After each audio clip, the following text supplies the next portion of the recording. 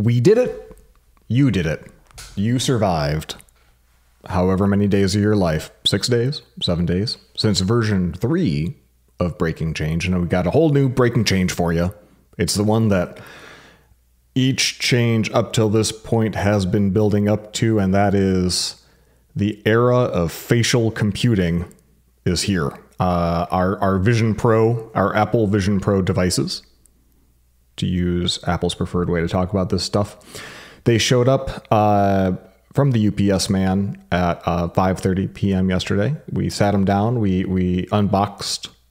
We meaning Becky and I. We each pre-ordered a unit. I thought I'd have a lot to talk about. I just went through my list of little reminders that I'd, either told my watch via Siri to like remind me about this, and I started collating, organizing all my thoughts. I know a lot of reviewers out there who got early access. They covered a lot of the main stuff. We're not going to go into the basics here. I'm going to assume you kind of know what this product is already. It's a VR headset that doesn't want to be a VR headset. Sort of it's a series of paradoxes, really. So I'm not going to cover a lot of the stuff that other people have, but I will mention that a lot of these reviewers that I watched, thinking, I won't name names, it doesn't really matter, but they cover so superficially, they cover so like, they spend so much of their time just explaining to the audience what the fuck this thing is, that they don't actually talk about any of the problems or any of the insights or the ephemera that come up through the course of using it. And that's what I want to know, is I want to know the nitty gritty. I want to really dig in and understand not what this aspirationally is, but what the problems, what it's really like to try to use it in earnest. So version 4, facial computing. Let's get started. I'm going to skip the life stuff. Nothing that interesting has happened. I got a couple of points here, but we can cover them some other time, because I think, like I said, I've got a lot of notes. I just checked. I've got 144 notes that I've taken since 5:30 p.m. last night. It is 10:40 a.m. today, and I actually slept a full night's sleep. So this is only just a few hours total of experience so far, but I was just noticing stuff left and right. I still haven't gotten around to launching every single stock application or experience. In the case of the dinosaur experience, I haven't bothered to do that one yet. So since we're skipping life and follow-up, I guess it's pun time already. This is going to be a very early pun today, just a few minutes in. Let's see. I'm loading up Aaron's iMessage chat. Oh, no.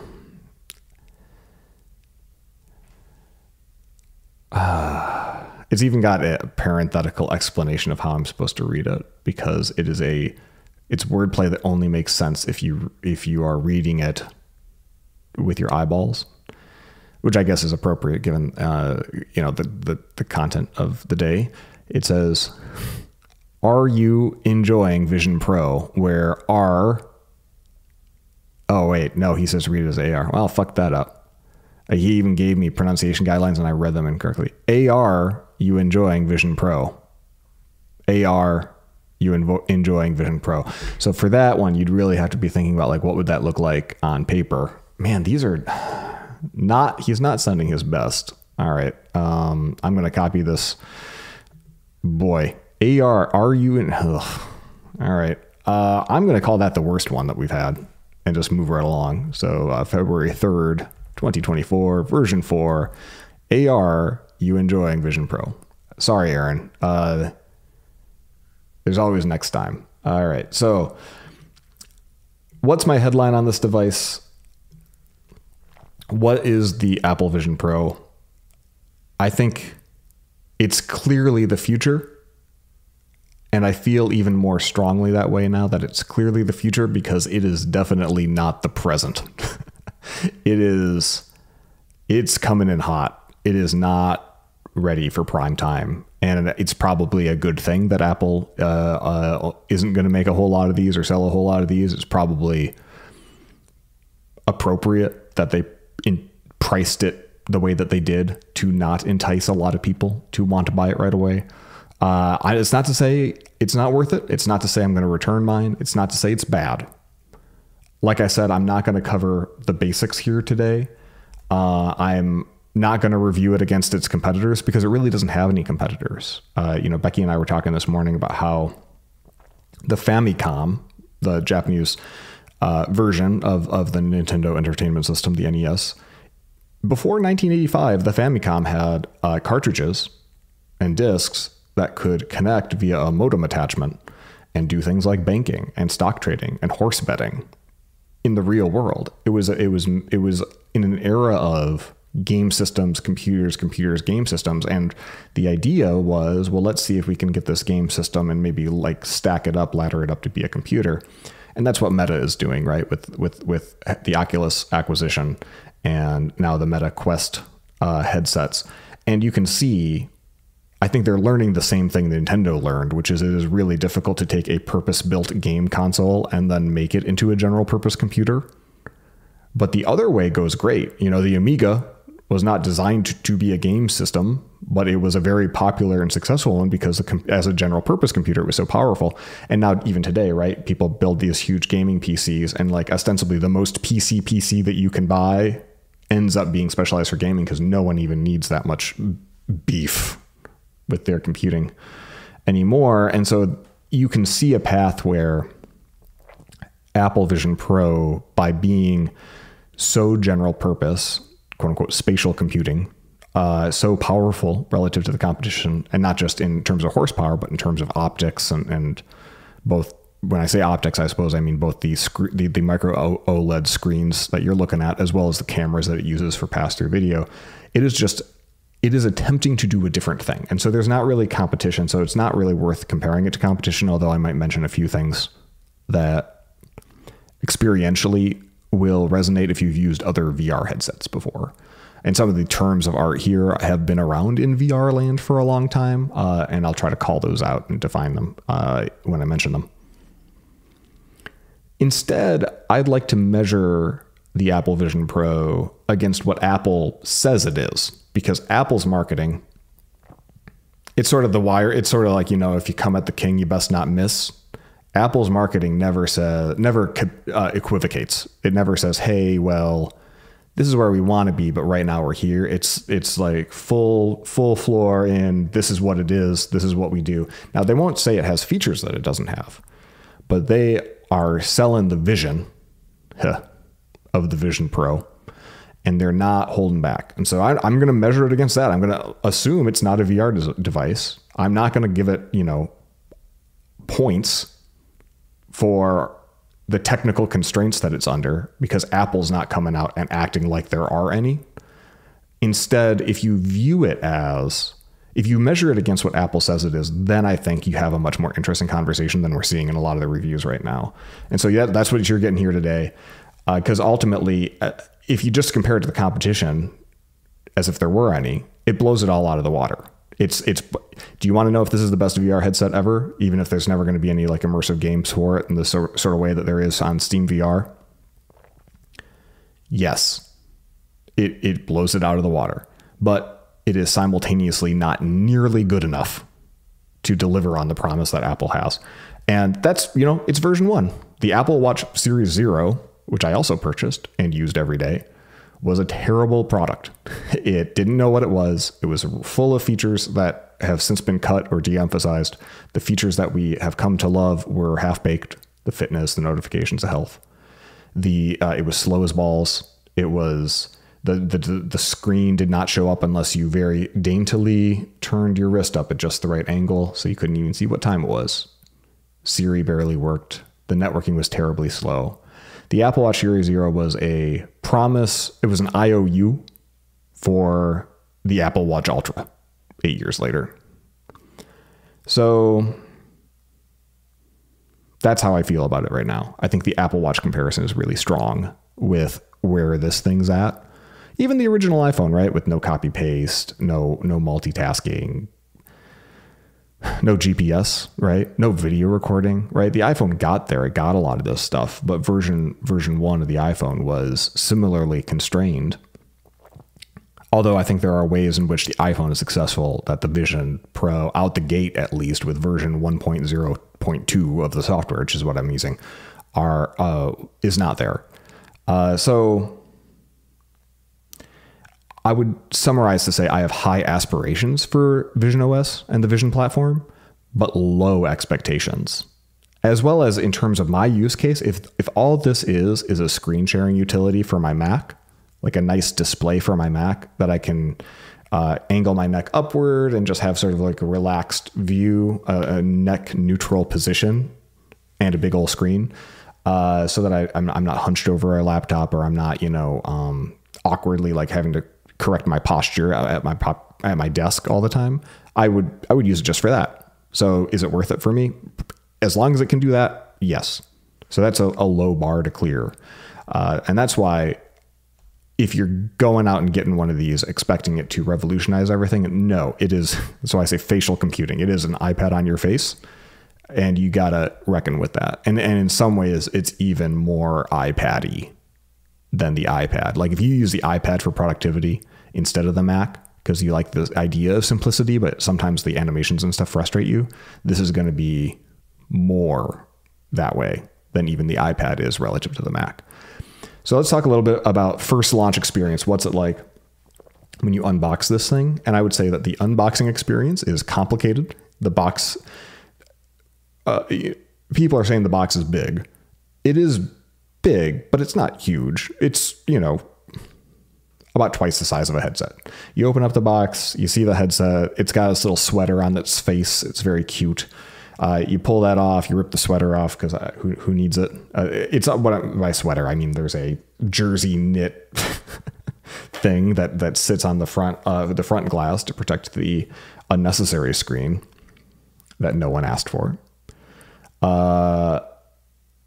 There's just so many little. It's been a long time since Apple shipped a product. When last time Apple shipped a product that included like all of the bonuses of premiumness was probably it might have been Apple Watch Series 0 if you got the gold one. You got a really nice big package with a lot of extra toys.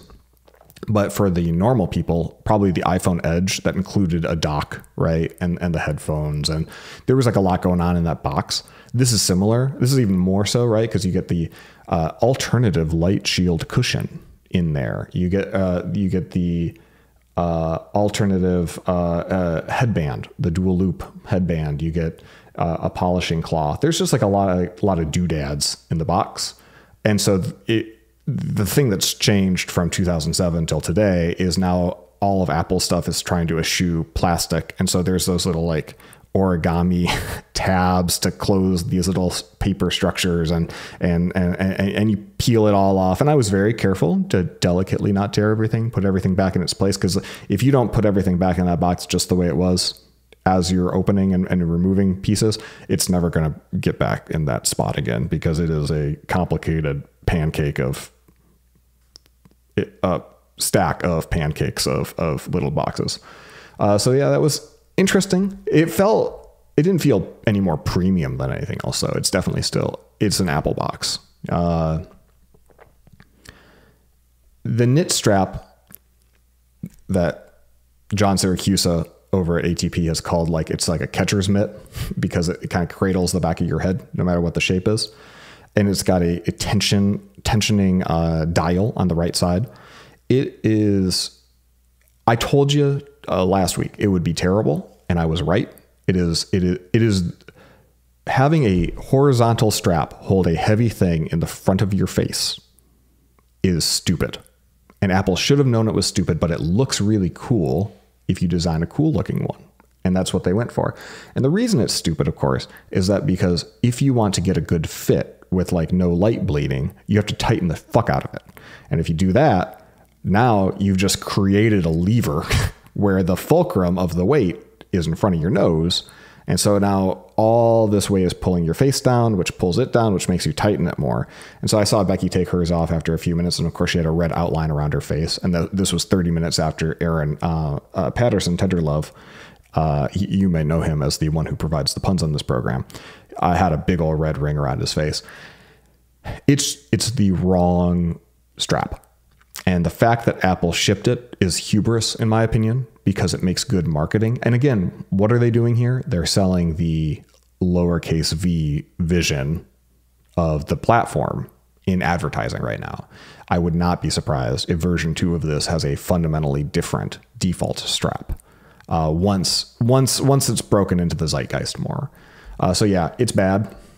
The top strap, you know, you might remember I said would be better, but still not good. I am proud to report it is better, but still not good. It is a very, very basic top strap. So dual loop, meaning one strap goes behind your head and then the other strap goes above. And the problem with this one, other than being cheap and seemingly a complete afterthought that was designed, you know, maybe a few months ago, the problem with this one is it's very fixed. So meaning like the top strap is a fixed, it's not adjustable. You can't move it back to put some of this weight distribution towards the back of your head. It's all just right at the front. And so you can tighten the shit out of it, which I recommend doing to the point of discomfort, because that'll still load more of the weight at the crown of your head. Is crown the front?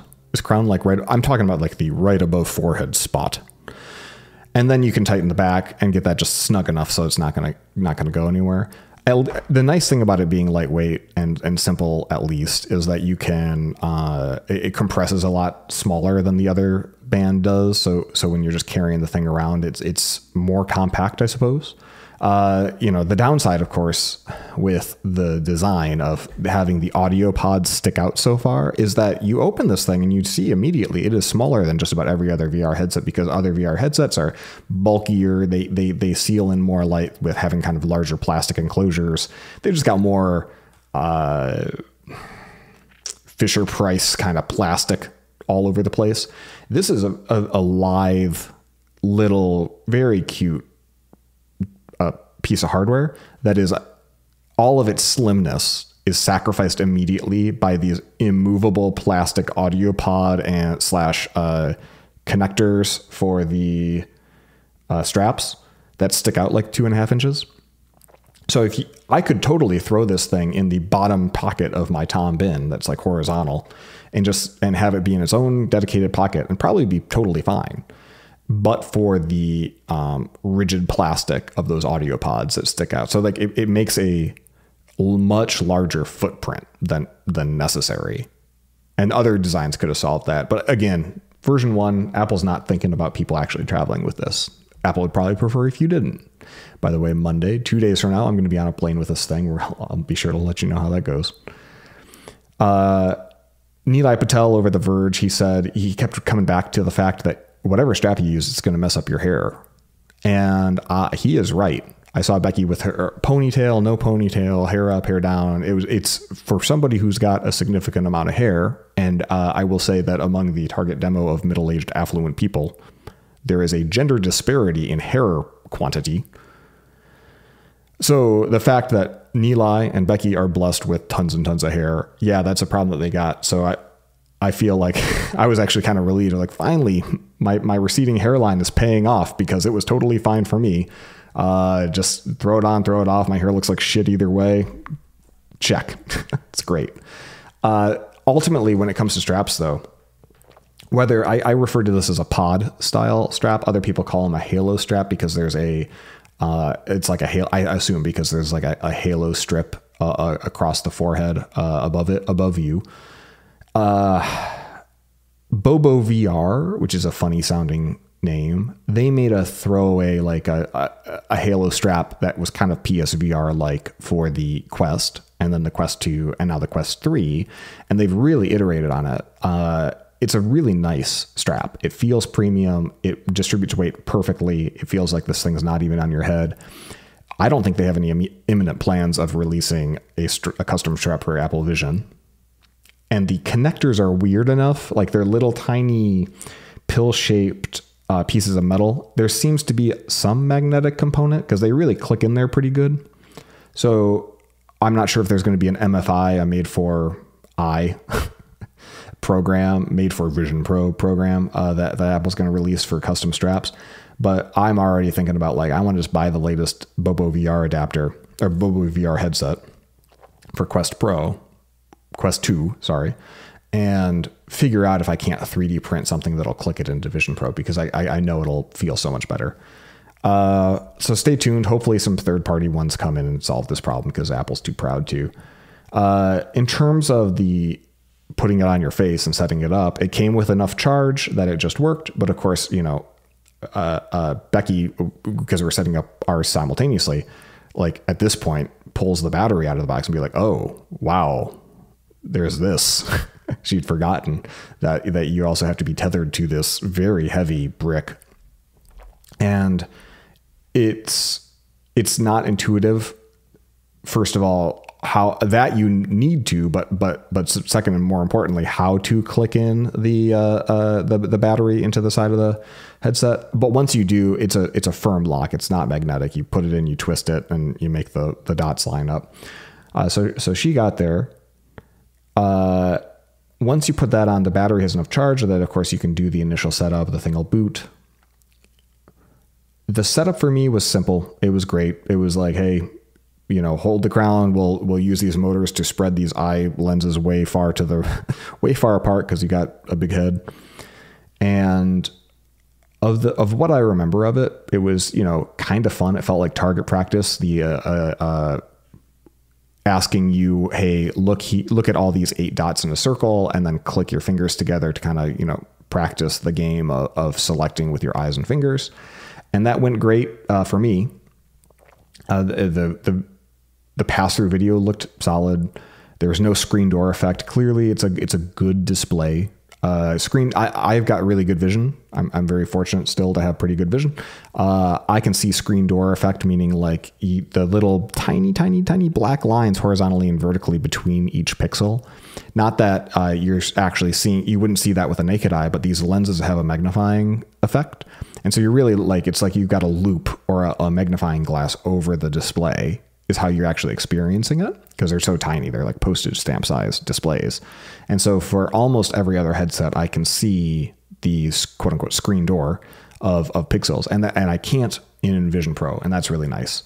But another effect that really throws off people's appreciation of the immersion of virtual reality headsets, if it's not screen door effect, they're called God rays, or highlighting, like basically like a lens flare, where the lenses have a certain amount of thickness, and when light hits those lenses from the sides, they bounce back to you, and they cause a lens flare or a specular highlight that's unwelcome because it's not real. It's just an artifact of the fact that light is passing through lenses. And you might experience, I don't know if people experience this who wear glasses in certain dark rooms with like pinpoints of bright light or something, but it's not just with pass-through showing that. It's if you're in a fully immersive environment. In fact, it's more pronounced when everything's black, but there's like one really bright white thing. Like, for example, you're in the theater watching an Apple TV app program, and the Apple comes on, like you're going to probably see all this like random God rays or pieces of stray pieces of bright light just kind of coming from the wrong angle. And it's really distracting, and it screws up the visual fidelity of anything that is occluded by that God ray. So God rays on this are as bad as anything else that I've used, to be honest. It's disappointing. They're similar to, if not worse than, the Valve Index, if that reference makes any sense to you. And I assumed it would be better because I don't know if Vision Pro uses what are called pancake lenses, but these lenses must be thick enough that those God rays are still pretty bad. So that's a bummer.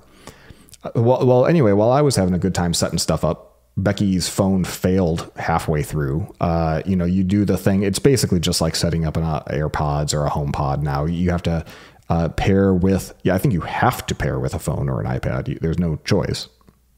And when you do, you must unlock the phone, go to the home screen, and click Set Startup. And then there's a QR code, a little cute circular QR code that you have to look at on the phone from the Vision Pro.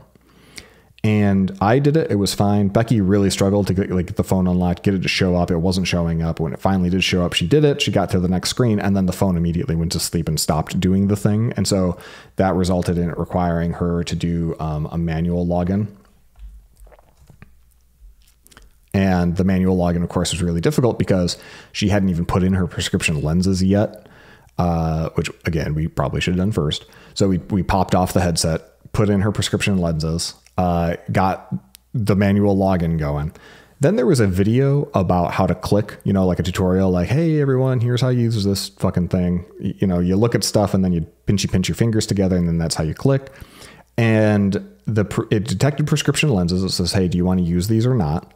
And so she looks at use these and she tries to click and nothing happens.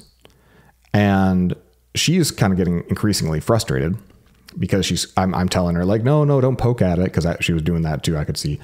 You know, just you're supposed to look at it and then pinch with your fingers. And she's saying it's not working.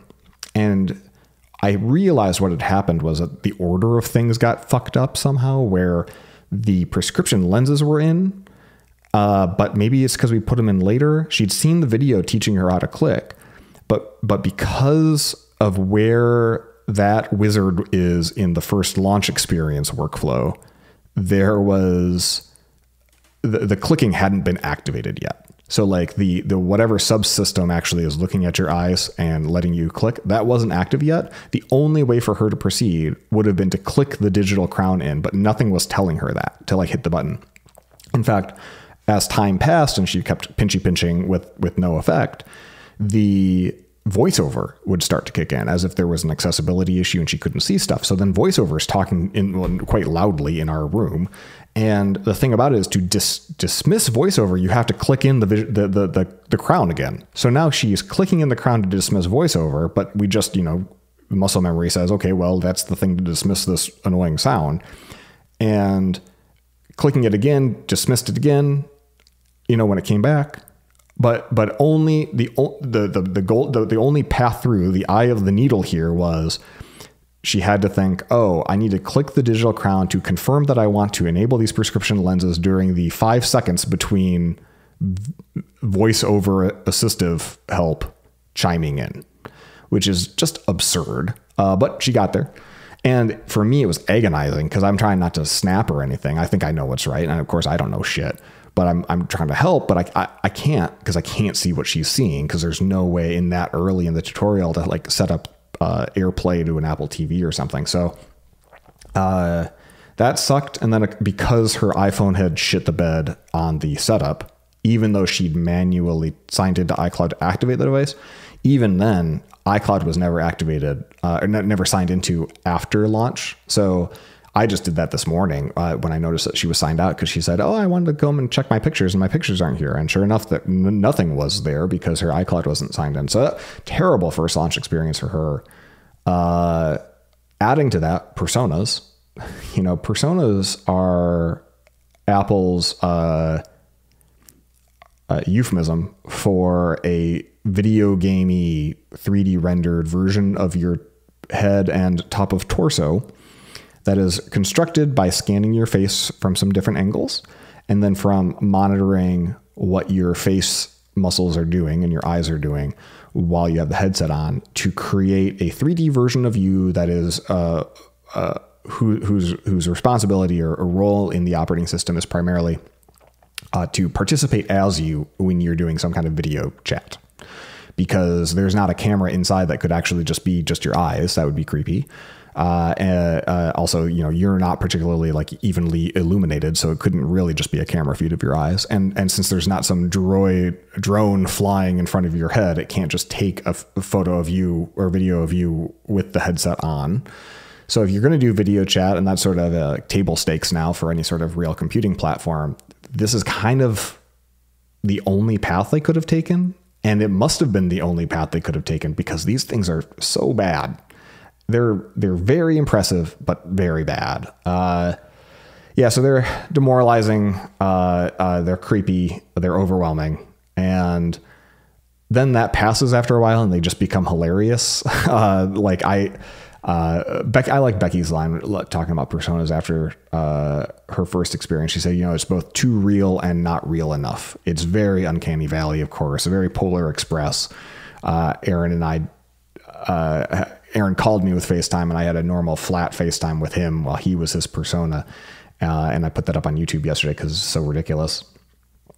Actually, late last night, I called Aaron after I had my stuff set up and we're persona to persona. It's like person to person, except not.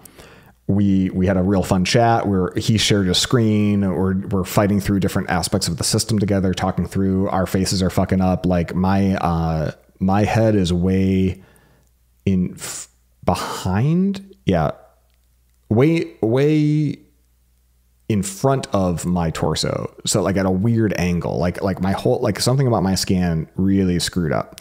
So I looked really ridiculous. I don't think I'm going to share pictures of that here or do chapter art, but just imagine, I was shitting myself laughing. I can't remember laughing that hard in years. I took the headset off because Becky came in, because I woke her up because I was being so loud. And I apologized, and I was literally crying. I was like mopping water off my cheeks, and that never happens. People die and that doesn't happen to me. It was fucking hilarious how bad Aaron and I looked as we tried to just grope around this face computer. Boy.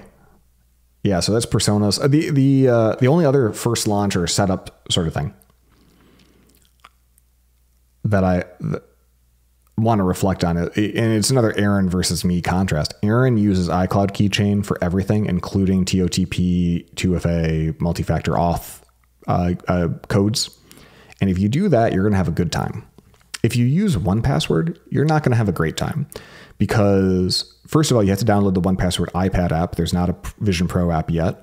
When you do, there's not the auto iCloud setup thing where it just like takes your password. So the iCloud keychain sync wasn't set up for me anyway, which meant that I had to get my secret key out, because the QR code scan doesn't work, because apps are not allowed to actually access any of the cameras on the device, which is wild to me. And really, we'll talk some other time about the apps that I want to build. They all depend on having some kind of camera feed or some sort of like much more sophisticated than Apple's going to give you a view of the AR world around you. So that's a separately demoralizing thing. But anyway, yeah, the 1Password QR reader, when you click it and you give it access, what it's really giving access to is your persona, but you don't need your persona. You need to read a QR code. And so ultimately, when I got to that panel, it was just one of those, video icon with a slash through it. So QR code wasn't going to work. So I needed the whole emergency kit with my, domain, my email, my 1Password, and then the secret key. And the secret key you got to get from another computer. So then I had to figure out screen sharing, and now like I'm still just kind of pinching around everywhere trying to get it, because I don't have my keyboard and my trackpad out yet. And it probably took me like 10 to 15 minutes just to get 1Password logged in. And then once I did, it took me several more minutes to figure out how to enable the Safari extensions and how to enable 1Password as a system level password provider. And these are problems that every time you try to do a new platform, like when people talk about potentially competing with the iPhone or Android and starting a brand new mobile operating system, every year that they wait, it gets harder because our expectations are higher and the capabilities of these platforms are greater. So the barrier of entry also rises. And this is true even when Apple launches a new platform, because they couldn't launch this and not have copy and paste. They couldn't launch this and not have the, third-party app password provider API built in. But when all of the user interface stuff needs to be built from scratch, it means that they have to figure out a way for you to get that stuff set up. And that's why, when in doubt, just do whatever the iPad does as sort of a fallback mechanism was clearly their approach. And even that falls down somewhat regularly, and we'll talk about that in other ways, but suffice to say, 1Password and getting that going was not fun. I had to take a break. I don't get nauseous really with I haven't been with this headset, but I needed a break because I was mad. It was just like demoralizing, frustrating. I was pinching, nothing was working. I got logged into 1Password and I was like, cool, now I can download apps and log into the apps. And it felt really just like I was swimming upstream. And I know, there's in our minds when we know something is a one-time annoyance or one-time cost versus this is just shitty and this is how it is and how it's always going to be. There's a lot of these one-time costs in getting set up with any computer or any new iPad or phone or whatever, where you're going through settings and you're getting stuff. So I knew this was a one-time annoyance, but it really, like, the fact that 1Password was so fucked out the gate really wrecked my first launch experience. In the same way Becky really struggled getting her persona to scan correctly and look at all realistic and still wasn't happy about it. There's just enough steps. There's enough opportunities to fall off the bus during this first launch experience with the Vision Pro that I'd be surprised anyone gets this thing set up and doesn't immediately say, all right, I need a drink. I'm going to pour something. I'm going to take a walk. I'm going to think about what I did. I'm going to do that Pedro Pascal thing where I just sit on the swing and just stare off in the distance for a while. Because if this is the future, it's, like I said, not the present. I did that. I got set up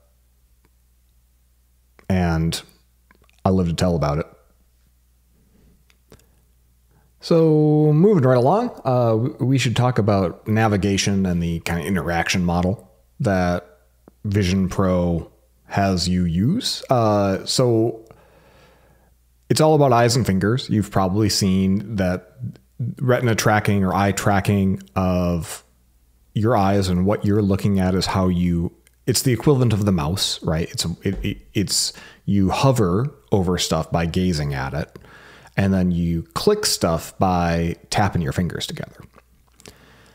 Now, there's been a lot of, in the reviews, I think it was good that a lot of them covered that these are indirect things. It's not you looking at something selects it. It's a camera seeing your eyes at a certain angle that selects it. Whereas like touching the screen of an iPhone is what does it. It's not like some other thing. Yes, it's a sensor, right? But there's an indirection to it and there's a leg to it where it's just fussy enough.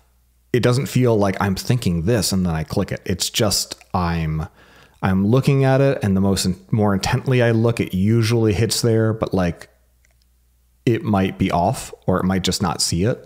And I've got good vision. As far as I know, I've got beautiful, wonderful irises that any good scanner would love to work with. It's not like I got lazy eyes or any sort of condition like that. It's just indirect. It's not satisfying.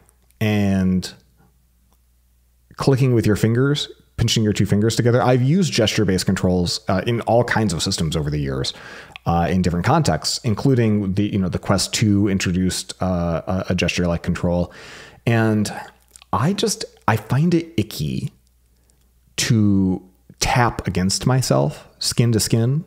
Like I don't like it. It feels uncomfortable to me. I don't know what that says about my self-image or whatever, but it's sort of like I want something more satisfying than some more skin and the pad of bone underneath and calling that a click. Because my body says, hey, dummy, that's a dumb motion. And I have to say, no, body, there's a camera looking at that hand. And when I make that dumb motion, buttons get clicked. It just feels unsatisfying. Anyway, if you're, because like I said, the when in doubt, do what the iPad does, or when in doubt, literally use an iPad app or iPad metaphor is so pervasive in Vision Pro that it so often feels interchangeable to go from a Vision Pro native application with, back in the original iPhone, every button was supposed to be 44 pixels. Now points, 44 pixels wide, because that was roughly how big a fingertip would be to make it a pleasant tap target. The iPad has a tighter expectation of button placement than Vision Pro, meaning Vision Pro, if you're going to try to translate, well, like iPad ideally is still like 44 points, but like in reality, that's gotten tighter as humans over the last 15 years have gotten better at using capacitive touchscreens. So like, let's call it 35 points. Now, if you're not thinking in terms of pixels, it's an arbitrary number, the unit of measurement doesn't matter, but like iPads say that the buttons typically are like 35 points wide, and like maybe they're 10 points separated from one another, so you don't hit the wrong one. They are probably 30 or 40% closer together on average than analogous controls in a Vision Pro app using native Vision controls. And that means that when you launch a quote unquote compatible iPad app, unless you make it really, really big,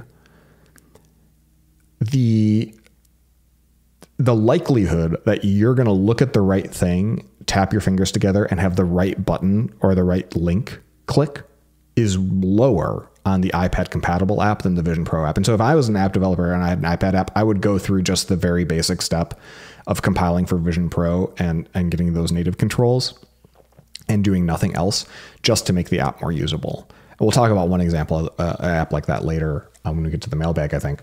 But it's too close together, and a lot of, iPhone and iPad, when you're in a website, they don't have like link hovering, because hovering doesn't really make sense. You don't do a lot of hovering, right? You just tap and you're done. So you don't see, cool button effects that you might see on a computer when you hover over a link. The net effect of that is that a lot of iPad apps, when you're using them in Vision Pro and you look at them, they don't visually do anything. If it's not a native button, you're just looking at it and kind of hope and praying that when you tap your fingers together, that's the thing that you're looking at, that it's going to think that you're looking at, that's going to get selected. And if it fucks up, or if you fuck up, who knows who's fucking up? That's kind of like a whole corollary thesis of this. Vision Pro, who knows who fucked up?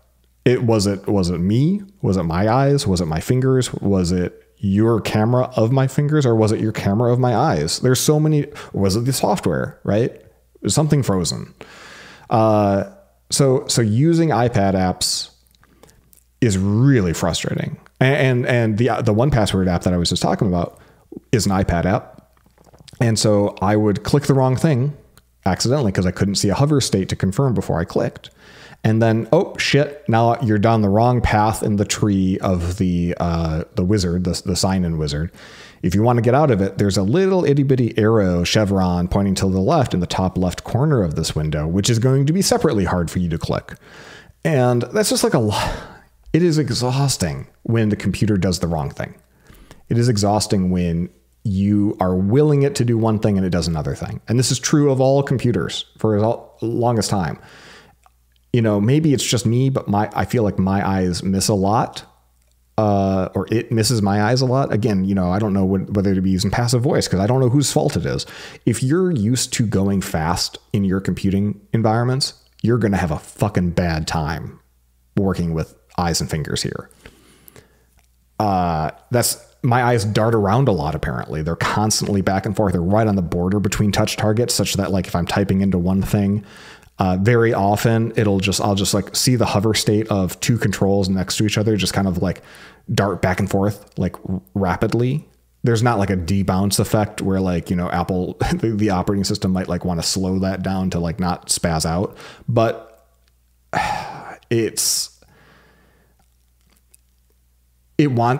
the operating system needs that to be fast because it's already too slow. Right? When you select something with your eyes, it needs to be even faster than that because the recognition isn't as fast as it could be. It's fast. It's faster. Like it blows out the rest of the competition, but it's not instant. You're faster than it. So your movement of your eyes and your brain's understanding of what your eyes are doing is faster than this camera. How many milliseconds? Like 10, 20? I don't know, but it's enough for this shit to add up, where like 1 out of 100 would be too many fuck ups for this system.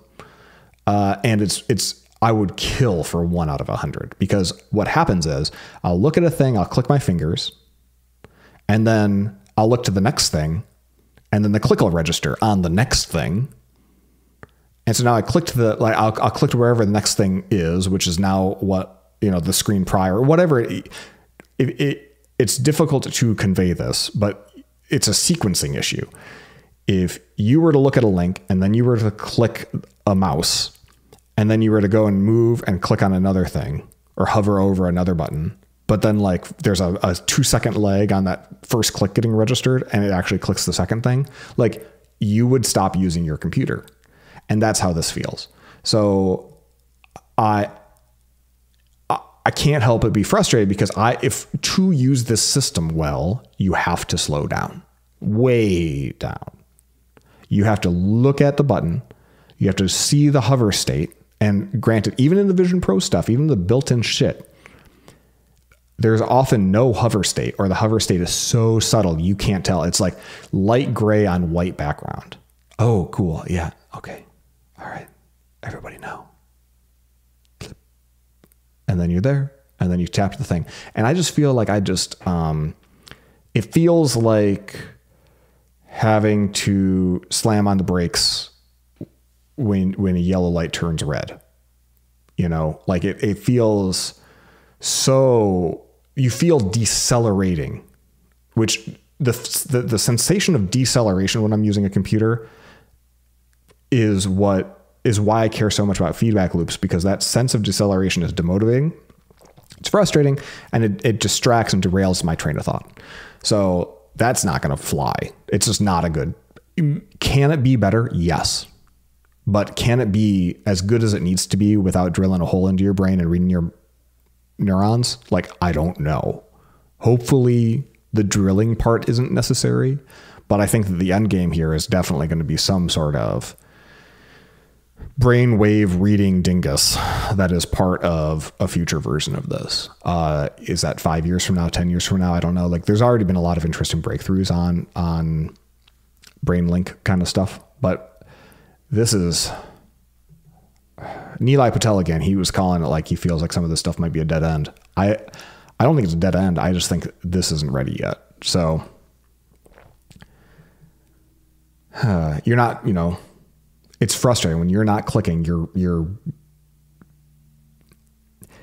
If the system is going to use language like, you know, you just tap this or tap this, but like you're not tapping. You're looking, you're waiting for one machine to see your eyes, and then you're performing. And then like you by putting your fingers together, and then you're waiting for another machine to see your hands. And both those things take time, more time than if another human was watching you do it, which makes it an unacceptable amount of time. Sorry if it sounds like I'm harping on this. It's just like, what if, you know, you bought a new computer and like you had this problem with your mouse or a keyboard, or if like, you know, take a beat. Try to think of another analogy. The story that came to mind was my dad. Let's see, dad and mom, they bought a Windows 95 machine in 95, and it was very slow for the family. But it was understandably slow. It was the first time we'd used a graphic user interface. Before that, we only had ever used DOS. And it was cool, and I experimented. I played with it. And then around 98 or 99, we got, maybe it was 99, we got another computer. A new computer that was faster, bigger hard drive, more RAM. And I was so excited to finally have a fast computer. And it was the Windows 98 SE. And I remember the very first day we got it, Dad spent all that money. And I was such a little snot, because I sat down, I opened up, I double clicked my computer, then I double click C, and I double click a folder. And each of those operations was like 400, 500, 600 milliseconds, maybe 1, 2, 3 seconds to open a folder, because the hard drive had to grind it out. Remember that sound? Just like it's an organ grinder monkey inside your computer just going, and then it would pop out, and I'd be in the folder. But I remember just feeling like computers should be faster than me. The computer is good at what, right? Like I am a human in the land of meat bags, and I exist corporeally. And I'm, you know, better at that human stuff than a computer would be if it were to suddenly have a robot body. If it was playing at my house, when I am on a desktop with a mouse and keyboard, I am visiting your house, Mr. Computer, and God fucking knows that like you should be better at this shit than I am. Like if I double click, this is my, 13-year-old, 12-year-old brain. Yeah. 13, 14-year-old brain.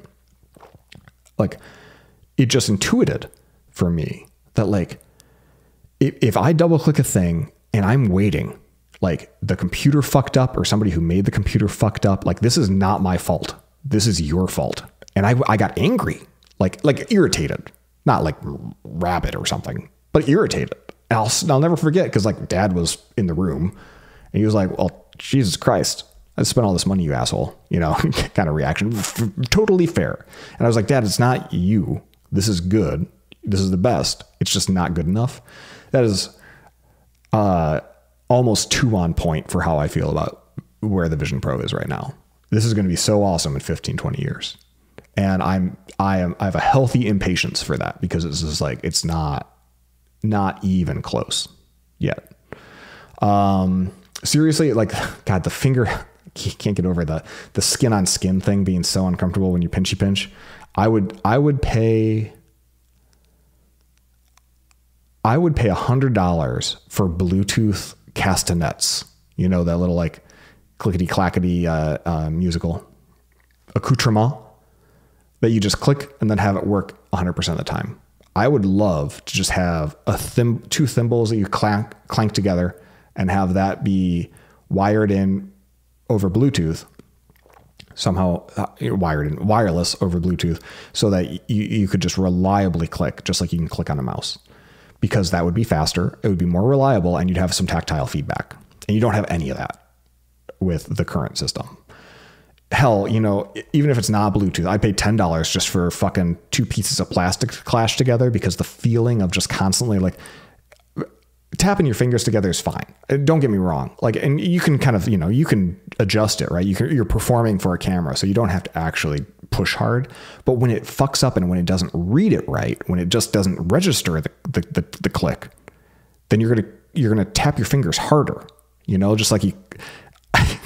When I used to do a lot of QA on software teams, I would be sitting and working, and like, you know, you click the button wouldn't do anything, and I would be like shoulder surfing the QA person. I'd be like, click harder. And they'd always laugh, and I'd be like, no, fucking click harder. And that's how I'm gonna like just like burn in like a half centimeter of skin off of my right index finger at this rate, because when I click on something and the hover state doesn't change, there's no indication that the click was registered, and I just keep on doing it, and then I realize, oh, the fucking app is frozen, which we'll get to that. Yeah, having some, at least if I had some $10 castanets, I'd have like a pleasant, like, you know, flamenco dancing kind of sound going on, for fuck's sake.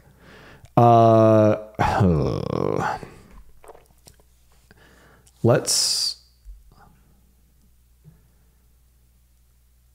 move on. So again, you know, that's don't even get started by using the keyboard, by the way. The last kind of like of using these interaction metaphors, the keyboard is just, it's a hunt and peck little thing. It's worse than the Apple Watch keyboard, which at least has some sort of swipe. Let's move on. Let's move on to talk about window management. Window management is bad. You know, this is a negative review because I'm not pulling punches. I'm not going to give Apple extra credit points because like they set themselves up for this. They think it's fucking awesome. They're acting like it is. It's not there yet. And I hope if you are on the fence about ordering this and you're listening, if you want this thing, order one. By all means. This is probably going to be, they're probably not going to have a new one of these for at least a year and a half. I'd be surprised if there was one within a year. So if you want one of these and you got the money, get one.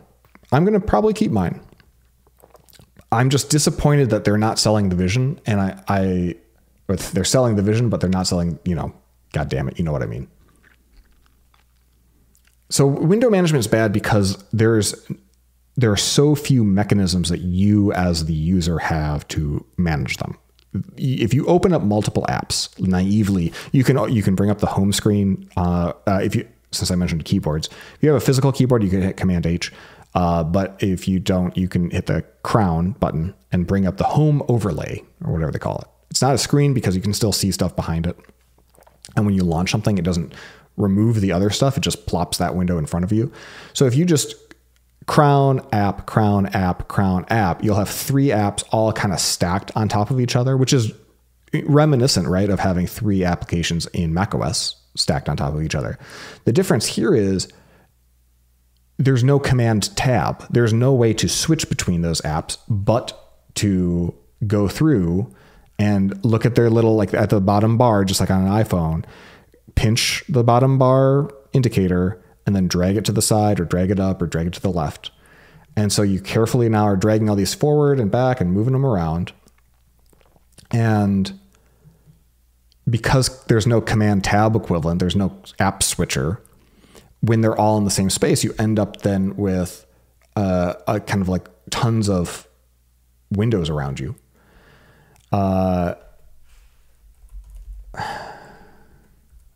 So then you end up with feeling overwhelmed, I guess, because having a whole lot of windows around you is actually nice. That's like kind of what they're selling. But like, for example, if I had a window in front of me that was a document I was writing and then like music to the left and, I don't know, some artwork to the right. I can't think of an example, but like something where it's like carefully coiffed windows. Oh yes, this is so pleasant. This is my workspace. Maybe the email to the right. That would be great. And that is great when that's what you're doing. But if you're just trying to fucking like, okay, so I need to go open 1Password to copy this one-time code out of 1Password and then into this other app that's in a Safari window. And, oh yeah, I want to, I also have to like go and check my to-do tracker and things or log something in there. And they're all stacked right in front of you or even just all around you. What you end up with is not the carefully coiffed thing. It's like you now flung 4 windows, 5 windows, 6 windows all over the fucking place. And it feels super overwhelming. So I end up just, then wanting to close them all, but there's no easy way to close them all except for look at the very smallest touch target or pinch target in the whole operating system, which is a little dot left of the flat indicator to move things. And it's very slow. The animation's like 250 milliseconds. You look at it, the dot gets bigger, has a little X, you pinch that, and then the window closes. Now I'm doing that 8, 9, 10 times, only to 5 minutes later end up in the exact same situation where I've now clicked the crown that many times to open the apps that many times. If you have a hardware keyboard, Command Space brings up Spotlight, but it's buggy as shit, just like real Spotlight, because you'll type the name of an app and you'll hit enter, and 70% of the time it'll do nothing. It'll act like it did something, it'll dismiss itself, and then it's like bonk. Doesn't actually make that sound, but it's like nothing appears. And sometimes, oh my God, sometimes when you launch an app and it doesn't appear, it's because it has appeared. It's just behind the current fucking app. And you have to drag the current app backwards to see the app that was actually already launched, because it doesn't, this is very Stage Manager-esque. If you've used Stage Manager on iPad or on Mac, simply activating the app does not bring it to the foreground necessarily. Sometimes it does, but if the system in its 3D math does not realize it has fully occluded this from your view, or if maybe just one pixel of it is kind of visible at an angle, relative to another window, it's not going to bring it to the front. And so, now I'm like, okay, well, Spotlight didn't bring it up. And sometimes Spotlight doesn't bring it up because Spotlight is broken. And sometimes it doesn't bring it up because the window's open. So when that happens, now you're clicking the crown and you're opening the app that way. And then again, it's a dice roll based on that exact same situation, whether or not the app actually opens. When things fail 30%, 40% of the time, like how do you expect anyone to use this as a computing platform? I don't get it. Another case is when you're using the keypad. Let's talk just the virtual keyboard. Whenever you tap into a text field, the virtual keyboard will appear right underneath, but very much in front of you, that text field, which is what you want if you're using the virtual keyboard, I guess. Although you can poke at it. And so if you're trying to poke at it, it's not that great. You'd probably want that to be like a little bit lower. So not that you're going to touch type or anything. But if you were to move it, it doesn't remember the position. It remembers it for like 5 minutes, but then it'll go straight back into the front, which I assume is intentional so that no one loses the keyboard in the process of using the system.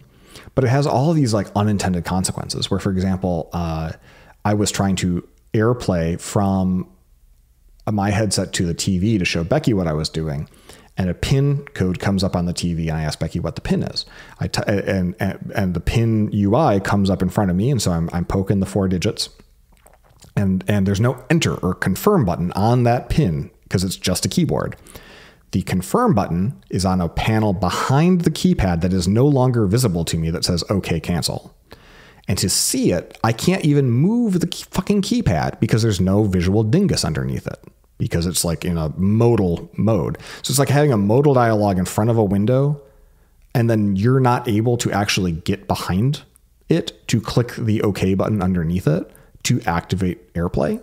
And so the only way to actually get to that button was to move my physical head to the left about a foot, and then at a glancing angle, go look at that OK, squint really hard, and then just keep on pinching until it got activated.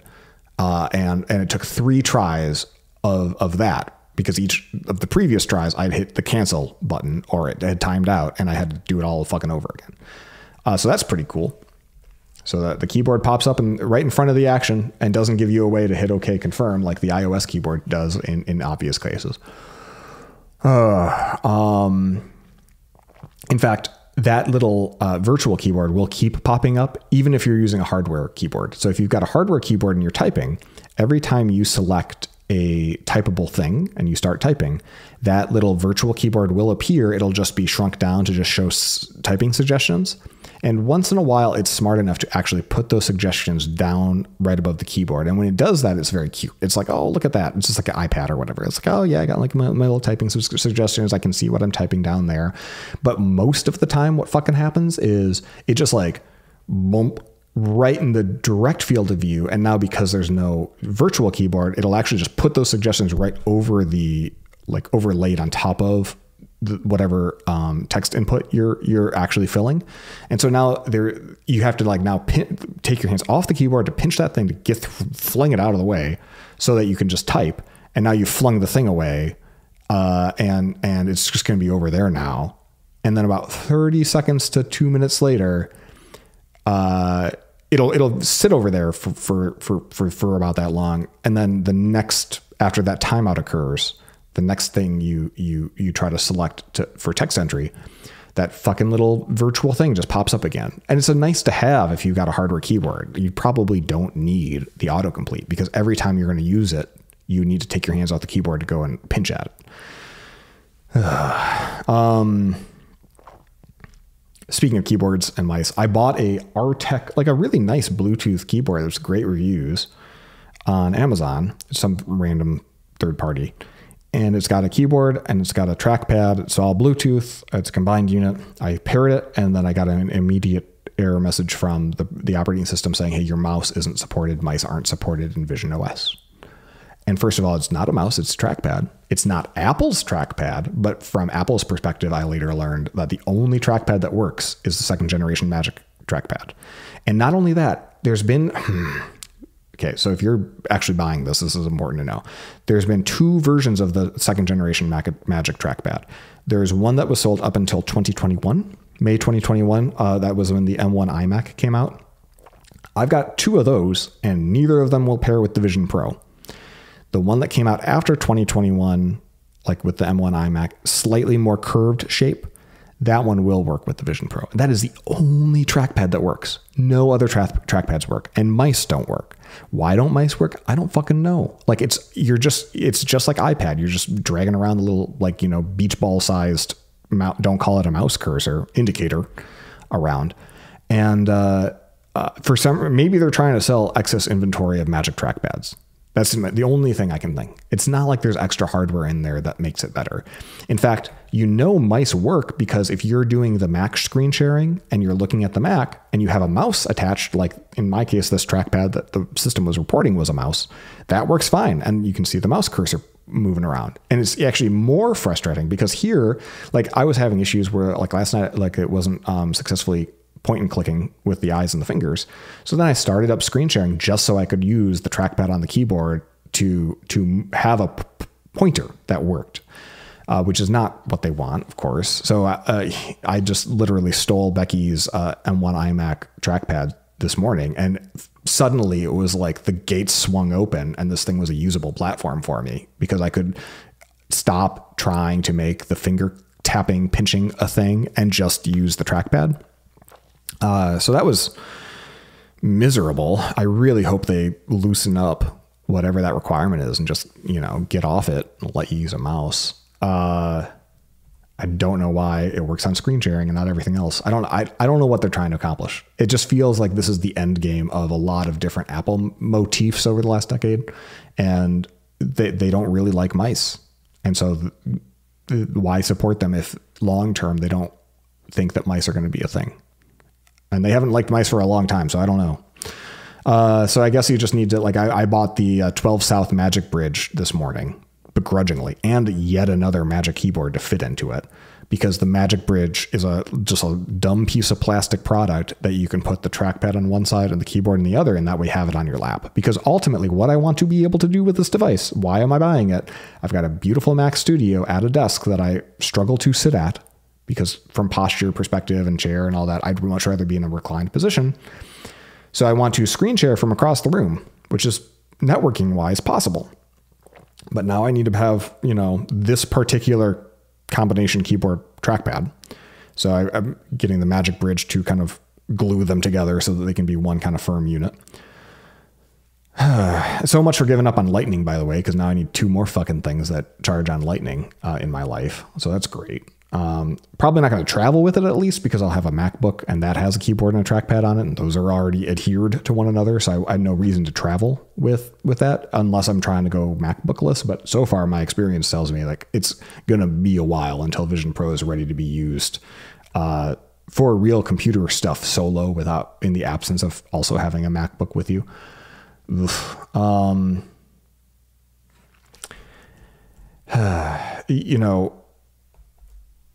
I'm looking through my notes here because I'm through, how many I'm through? We're making great progress. We're making great progress, people. You're doing great. Stay strong. Yeah. So, I mean, I appreciate the look and pinch. I think it's revolutionary. I think it's amazing technology, but it just doesn't feel usable at all. Unless you've got a keyboard and trackpad there and you're just doing it for only incidental clicks. Or maybe like if you're just putting on your Vision Pro to start a video or something, you got everything else set up and you're just, oh yeah, I'll just check my email really quick. It's fine, but it's not pleasant. It's not delightful to use. Like if I was just watching a video or just doing one of the non-text related tasks. So like not thinking Safari, not thinking email, not thinking notes. If I'm just doing like, I'm going to just open up a video and watch it, or there's not a lot of things you can do with this thing now that I think about it. Opening up some other content consumption app. Scrolling, by the way, is it's like you do a pinchy pinch, you just hold the pinch and then you swipe it like a rope up and down. It's fine, but it takes a lot of swipes to do any serious swiping. When I was syncing the Notes app, all 16,000 or whatever of my notes, it was taking all night long, and it would keep the scroll position right in the middle of 16,000 things. And so there's no way for me to pinch the indicator and get it to go up. There might be a way, but it just wasn't working. And so I was just swiping and swiping and swiping. That was ultimately when I decided like I had to go get Becky's trackpad to even scroll to the top of my notes. And for whatever reason, that scroll position stuck even after quitting and reopening the app. So another thing that happens, speaking of window management, just window management here. We're still in the window management section of the review. Frequently while you're typing or using the trackpad, the active window will change because it thinks you're looking at it. So if I've got 2 layered apps on top of each other and I'm typing into one, actively typing and looking at it, sometimes, let's say I'm typing into Notes, and then sometimes Mail will just show up. It'll just take over, and now the trackpad is moving around Mail. Why? Because it's sensed that while I was interacting with the trackpad or the keyboard, my gaze shifted to the Mail app. But like the Mail app was only visible like a little rhombus of 100 pixels in the upper right, and maybe I glanced that way, and that was enough to effectively hide the entirety of the Notes app and show the Mail app in its place. And so then to get rid of that, I had to close Mail. Actually, it gets you to something else. Mail won't close with Command W, or at least it wouldn't for me. So that meant I had to go and find the little X and click it. And I think in that case, the little X just doesn't work sometimes, and Windows don't want to close anymore, forcing you to either force quit them or wait until they're ready to be quit. So I had to fling it out of the way. So Command W does work to close Windows sometimes. It works in Safari pretty reliably. Safari is a very good app overall once you configure it. But most apps don't support Command W. And so that means to close everything, you're just doing that look, wait, click, look, wait, click, look, wait, click thing over and over again. I did learn, I got frustrated at one point and I just told Dingus, hide everything. And that just worked. So if you wanted to say hide everything over and over again to yourself, that's great. If you're in a public place and you're also smuggling drugs, don't get panicked and then yell hide everything over and over again, or somebody's going to probably find your drugs. Just a piece of drug dealer advice. Speaking of Dingus, there were reports that the Vision Pro team, like whoever's working on this platform, wanted to fork or make their own assistant because Siri was so fucked. It was so bad. And after having a half day with this thing, I can see why. Because Siri's really bad. It failed at almost every single request I threw at it. And that's despite having multiple microphones all over this thing. I would ask it very basic things and it would just shit the bed. It would do some things very quickly. I was very impressed. It was able to turn on lights and turn off lights pretty much instantaneously. But most of the requests I asked, it failed in awkward ways or just didn't do anything at all. Dictation was especially bad, and you'd assume like something like this, so if you've been following the news, there are certain search bars where if you look at the microphone and you just start talking, it'll start dictating. It is very few. There's like a couple search bars that are like that, and I've gotten to activate once, and I've had it not activate probably 10 times on supported search bars. So in general, you're going to have to look at the microphone, click the microphone, and then start talking. And only then will you find that the dictation will be completely incorrect. Like I was searching for things in the App Store and it said thinks. And then I tried again and it was like a different word. And like to X out of it and start over, or else it keeps typing more words. It was miserable. So anyway, tying the bow on window management and interaction design here, the Mac had the mouse. The mouse was like a direct way to like point a cursor. The iPhone had touch. This has 3 different interaction models. It has, the eye tracking, it has the gesture detection, and it has Siri. And each of these are super indirect, unsatisfying interaction methods. It's almost as if by throwing all 3 in, it was like a kitchen sink approach. Like, well, good fucking luck, guys.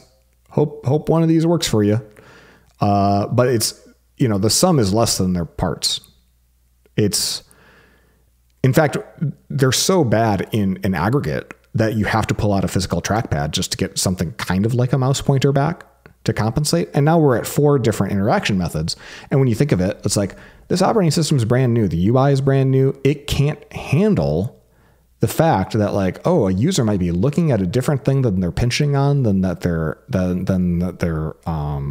scrolling to in the trackpad. And oh wait, Siri is getting talked to. There's just too many inputs that need to be handled at once for it to make sense of what's the right thing.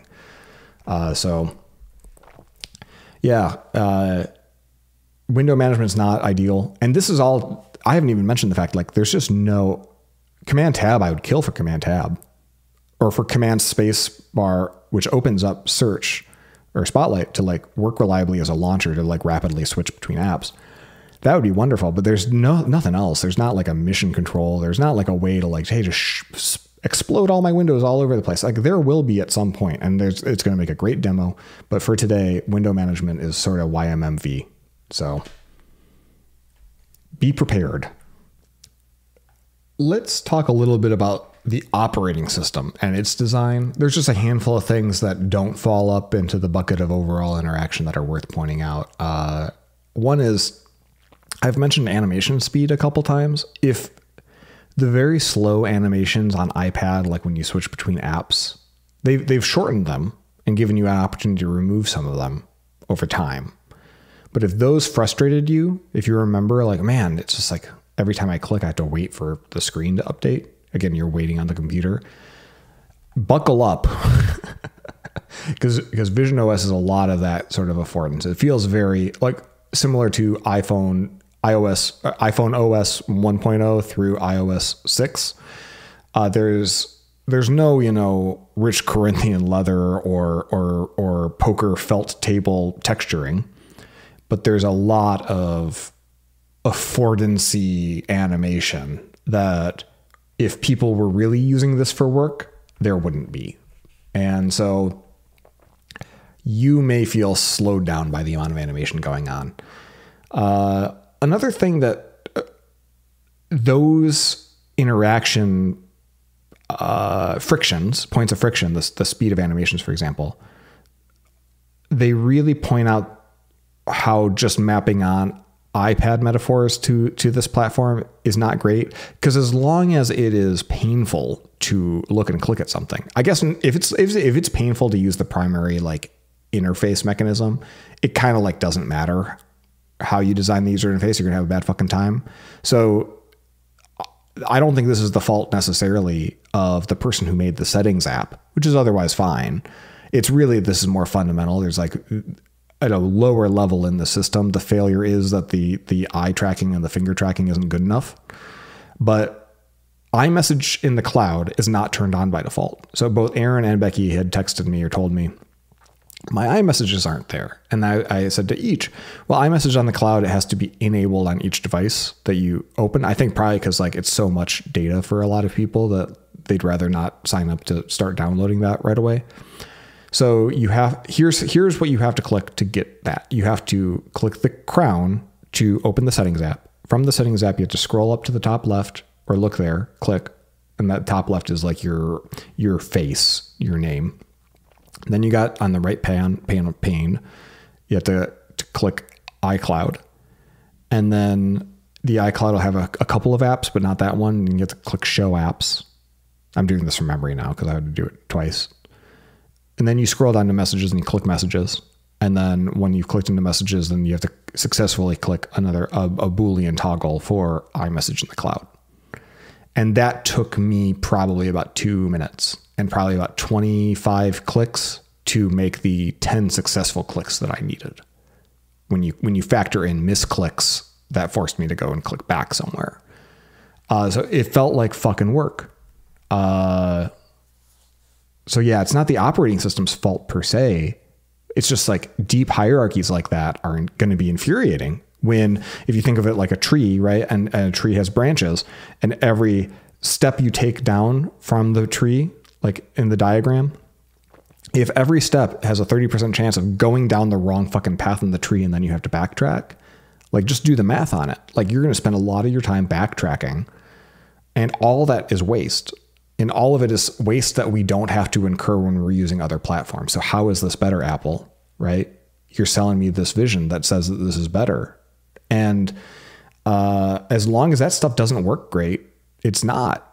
So it can't see where you're looking. It can kind of see the direction roughly that you're looking. And it translates that to pinpoint accuracy, but it's just not accurate enough. I know I probably sound like a broken record here, but trust me, listening to me say this is a walk in the park compared to the actual fucking experience so far. I'll be honest.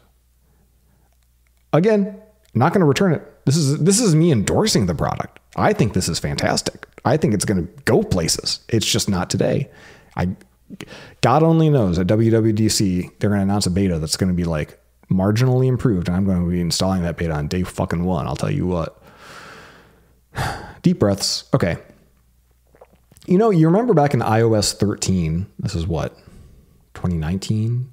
The iPad at the time, up until then, the first 8-9 years of the iPad, if you were to open a website, you would just get like the iPhone website version, just blown out of proportion. Or maybe it would even say, hey, it would detect the screen size and say, yo, we don't support this at all.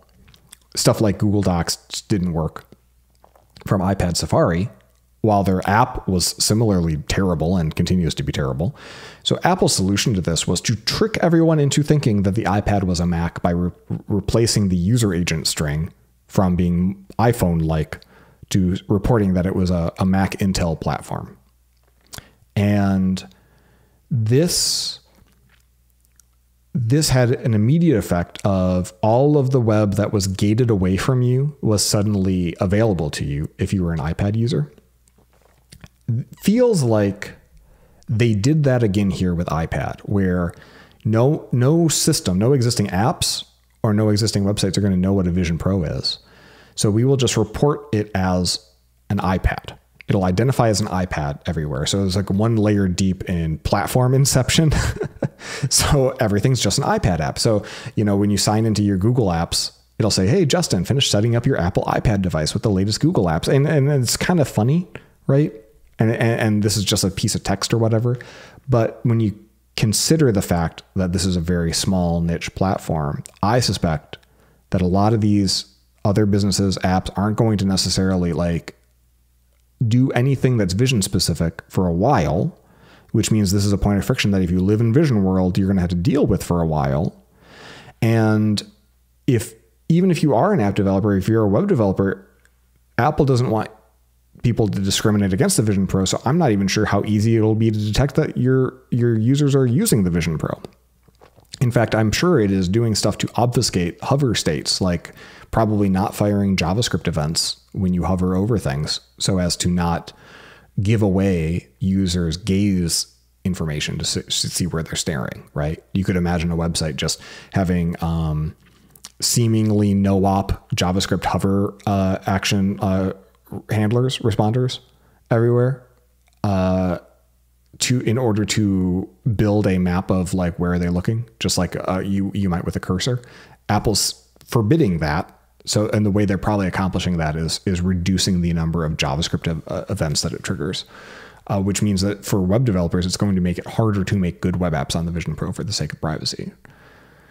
Let's see, other operating system stuff. Pass through, the color gamut on this is fine. It's I think they advertise as 92% of P3 color gamut. It just feels desaturated. So you put on the headset and you enter a very realistic world in terms of proportion. It's very impressive that it looks so things that are 5 inches away look 5 inches away. Things that are 2 inches away, everything is the chromatic aberration, right? Of the screen and all of the it all fits. The math, the physics to make this happen is really impressive. But the one thing that does stand out is it is very desaturated. It's not nearly as bright and as colorful as real life, and I prefer life to be colorful, just personally. In low light, it gets especially bad because it gets really noisy. And I'm fine with that because in low light, if I have the lights off, I probably don't care what the room looks like so much. But that noise, even if you're keeping your head perfectly still, will cause just constant flickering. So it's almost like little black flames just shooting all over the place, just and super distracting. So I was actually more at peace in a bright room in the middle of the night last night than I was in the dark room, because the dark room had all these artifacts in the image just constantly dancing around my eyes. And I had to pop over into one of the environments and full screen that and be in Mount Hood for a while so that I could make that go away. The other, I guess this is more of a hardware point, but Apple has not advertised what the field of vision is, the FOV on this. The field of vision describes if you're looking forward and you can see all the way perfectly to the left and perfectly to the right, that would be 180 degree field of vision. If you had eyes behind your head, you'd have 360, right? So our vision, most vision in humans is 160 is really good, I think, if I had to guess. I'm just using my arms now, so I'm kind of navigating. Yeah, let's try 160. The Valve Index, I think, advertises 130, but in practice, it's 120 degrees, which is pretty wide. Vision Pro is not good. I don't think it's 90. It feels like you're wearing ski goggles, and it feels like those ski goggles are 3 or 4 inches thick. Now, one of the reasons the FOV isn't good, when it's doing pass-through especially, if the goggles are actually 3 inches thick, it's got to be 3 inches thick because it can't recreate the world. You get what I'm saying? Like in a convincing way up close at those extreme angles, because you really are just looking through goggles. So it may be that the FOV is worse in pass through, but then I say that, but then when you go in an environment, you go full screen, it really does feel like you're looking dead ahead. You can sort of see the black goggle vision around you, like you're wearing ski goggles. And that's not how it feels on a Valve Index. It's not how it feels even on a Quest 2. It's a really disappointing aspect of the hardware. And it makes me think that was a major trade-off. Probably not with the lenses, because that's solvable, but probably with the size of these micro OLED displays, where they were able to make those pixels really, really, really small, but they must be so expensive that to make them any larger, physically larger, would have been difficult. So yeah, the FOV is not good. It's good if you're, computing, I suppose, right? If you're focused on watching a video in front of you or filling a document out in front of you, it's probably acceptable. But if you're thinking about like other experiences that you've had in VR, like really, truly immersive experiences in games and stuff, it's not good. It's not good enough. It's not hilariously bad. It's probably better than the Apple spectacles that are not going to have a light shield 10, 15 years from now. And you're going to see the world and it's just going to be kind of overlaid if that ever happens. But it's disappointing for a $3,500 headset. I'll say that. Let's see. A lot of stuff just feels very work in progress. They haven't shipped internationally. They don't have other language supported yet. And a lot of people think that's because they're supply constrained on the hardware. And I'm sure they were conservative about how much hardware they wanted to promise because they had no idea how it was going to sell. But honestly, I doubt this version of the operating system has multi-language anything set up yet. Multi-read, all the regional stuff that you have to do, like this thing came in hot enough that it's probably the case that they need the time, probably until June, to even get other languages working and other regional localizations working. Because a lot of this stuff feels very work in progress. You can install apps and they will install after the stock apps. As far as I can tell, they will install alphabetically because you can't reorganize the home screen, which is something that you could do day one on the iPhone, right? And it's ostensibly the same thing. So that's what I mean. It's like if Apple had somehow shipped a beta version of the iPhone in, call it summer of 2006, that's sometimes how this feels. Aaron pointed this out to me just literally 5 seconds after I noticed it, is if you're in the environment picker, it looks like there's 15 environments to choose from, but there's really only like 6 because most of them just say coming soon. And that's what I mean. Like, it's like placeholders. It just doesn't feel done. It feels very unfinished. So yeah, Aaron made this point too while we were talking about it. It feels like YouTubers and Apple reviewers oversold this thing as being more complete than it is. And I totally agree. Like I don't know what maybe it's just naivety. I feel like a lot of these people probably wanted to explain the device as much as review it. And they were looking at it from more of a tech specs and mapping that to features and then sharing their experiences. But like to really think hard about using this, not just think hard, but like try just to use it earnestly.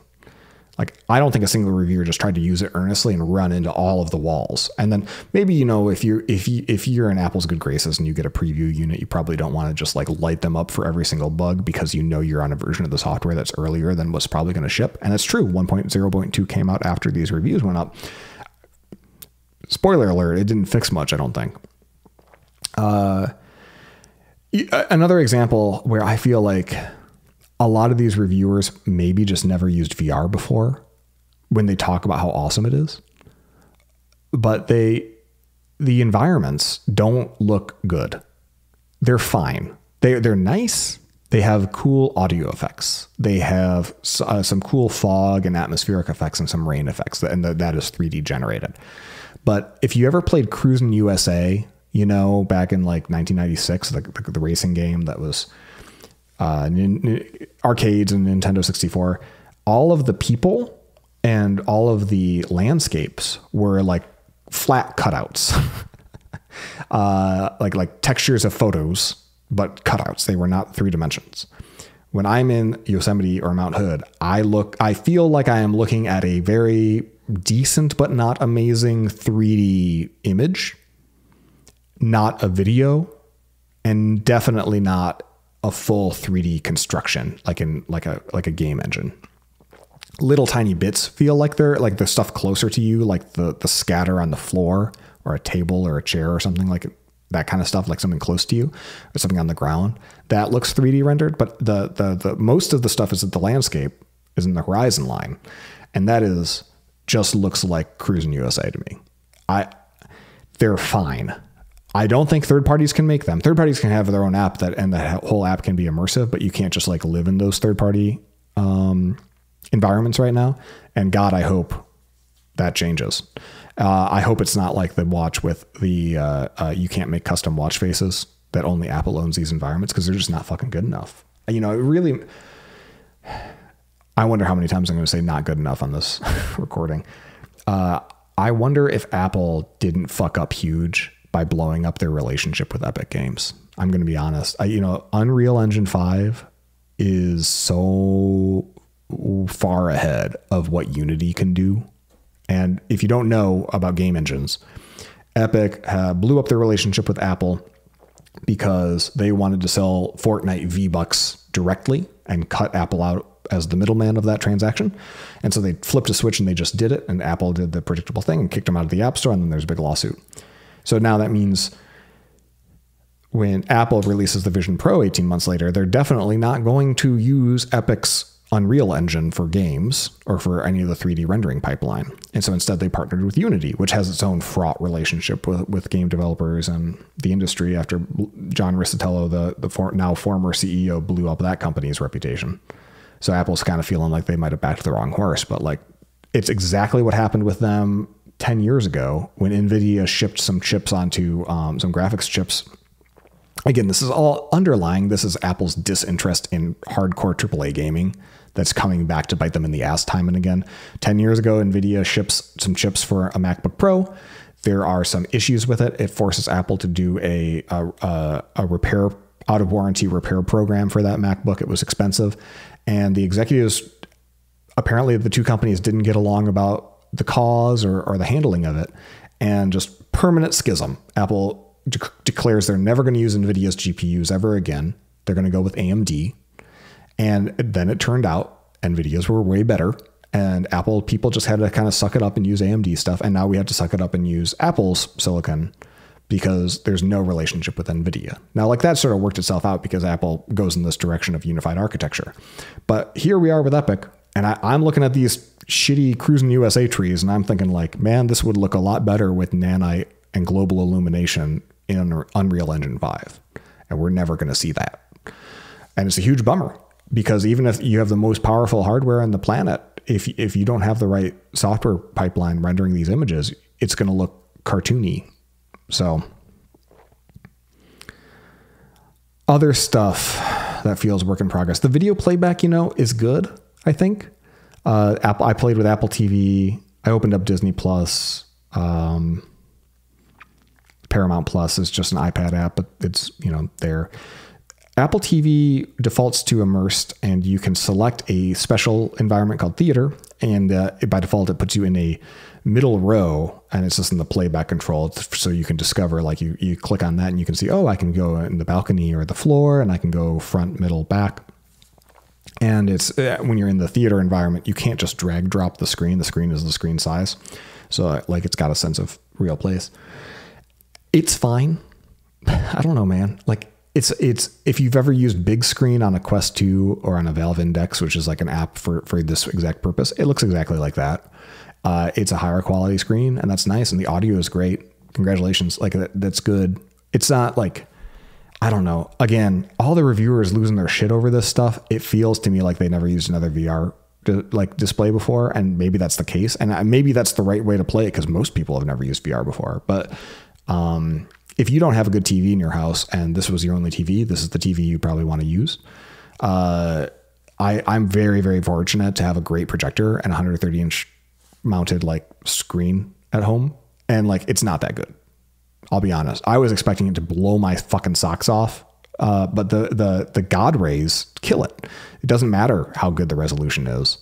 The light reflecting off the sides of the lens cap is so disruptive that I would much rather just be sitting on my couch or sitting in my theater chairs and looking up at my real theater screen. Now that's a 0th world problem or solution to a problem, but like it's just like it's not It's not mind-blowing. What has the opportunity to be mind-blowing, however, are the immersive videos. Like, those are really neat. Apple has released episode 1 of several immersive shows. I don't know if those were available or not during the review period, but one is, I forget their names. One was like a Highline ropes person, in Norway, riding, basically tightrope walking between cliffs. Those videos are very neat, like, because you go in and now this is a different thing. This is not you looking at a screen or looking at a sort of 3D movie in a cloudy frame. This is, you are in this video and you can, it's not 360 though. You can't turn and look around you. It's at most 180 and then you get the black blur, but it's stereoscopic. And so you feel 3D. It has a sort of video gamey quality to it, even though it's not like rendered by a game engine. It sort of feels, there's a sort of sheen of artificiality to it. And I think it's a reconstruction that happens in post in whatever the cameras that they're using to stitch this together. Apple's apparently using custom camera gear that they've built just for Vision Pro. And they are very neat. They look weirdly lower than Retina res. So they don't trick my brain into thinking, oh my God, I'm really there. But 10 years from now, they very well might. But again, it's just not good enough yet. Would I watch a movie, like a production blockbuster, AAA, awesome movie in that over in a theater? Yes. But I think what we're going to get instead is, remember how IMAX, before its renaissance as a place where you saw real movies in the late 90s and early 2000s, IMAX was like the thing at the planetarium where you'd watch like a 15-minute documentary about the Apollo missions or whatever. That's where this is right now. And I think it's going to be there for a while because no one other than Apple is going to have any incentive to build that stuff. Another thing reviewers seem to miss is they kept talking about how lonely the entertainment story would be and how SharePlay should be there. But like, as far as I can tell, SharePlay is there, meaning like if you start a FaceTime call with another Vision Pro person and then you go and play some music, there's a SharePlay icon and there's a SharePlay icon in the TV and like the support document says SharePlay is there. I haven't SharePlayed yet because I only thought about this morning. So it's possible it just doesn't work or you get some sort of pop-up. But like, yes, this is a lonely way to watch something, but in theory, you could sit with somebody, start a SharePlay session via an ongoing FaceTime call and have the audio and video synced. Now, I say that as a response to reviews. I don't know if that's a good idea, but it's maybe if personas weren't so fucking creepy, that'd be kind of neat, especially if you're like long distance or if I'm traveling and I want to, watch a show with Becky. I could see, again, 5 years from now, totally see it. About nausea and stuff, I didn't experience any nausea, but I've got sea legs. The phrase sea leg, of course, like the reference is, if you're on a boat for a long time, you get sea legs and you don't get so much seasickness anymore. So in VR terms, if people refer to legs, they mean, have you been using VR enough or often enough, or have you acclimated enough such that you don't get nausea from either the weight of the headset, the latency of the input, or the frame rate. And so I've got legs relative to like Quest 2, like much lower level VR headsets, even though I don't use them often. And so this much higher frame rate, higher, quality pass through and so forth. I experienced zero nausea so far in Vision Pro. And once I swapped out the really, really bad knit band for the dual loop band, it felt good. I feel good. I could do this for a long time. One other operating system ephemera that might jump out to you is if you're trying to use WebXR. So like WebXR is an open web standard for virtual reality experiences on the web. It is there, but it's hidden behind feature flags in Safari settings. So you have to go to settings and then app settings. So they've taken all the app settings and hidden them for the first time underneath a thing called app settings. So if you're just scrolling the settings pane, you're going to miss it. And I keep missing it. Then underneath there, you scroll way to the bottom to advanced and scroll way to the bottom to feature flags, and you can turn on the 3 WebXR checkboxes. And I went to a site that has like a WebXR tester and it still didn't work right. Like the contrast was all off and interactions didn't work. So, but that's there. Man, bugs, so many bugs. I wrote like a list here that I've got like 15. I'm going to skip over a few because I want to be mindful of your time. Common failure mode, zombie window panes. that can't be closed and which block other panes and occlude your ability to see behind them are really common. This happened 4 or 5 times, probably within every 30-minute session that I've used the device. I will eventually get some number of window panes that I cannot close, that don't have any disclosure indicator underneath them or a little link, the little dot to close them. So the solution, if it's an app, is you can press the top button and the crown simultaneously for 3 seconds. A force quit dialog comes up and you can force quit multiple apps at once and click quit and I click confirm. So I'm force quitting a lot, but some of these zombie panes are like modal dialogues itself, like modal dialogues that are like system level, and they're not quittable. So the only solution when that happens that I could find is to restart the whole device. And figuring out how to restart the device reliably is something I still haven't done, because holding down the top button doesn't always seem to bring up the slider. It's really hard when even your failure mechanisms fail. Yeah, you know, failure mechanisms that fail. Apple in recent years, really in the last 15 years, has moved away from ever delivering error messages to users.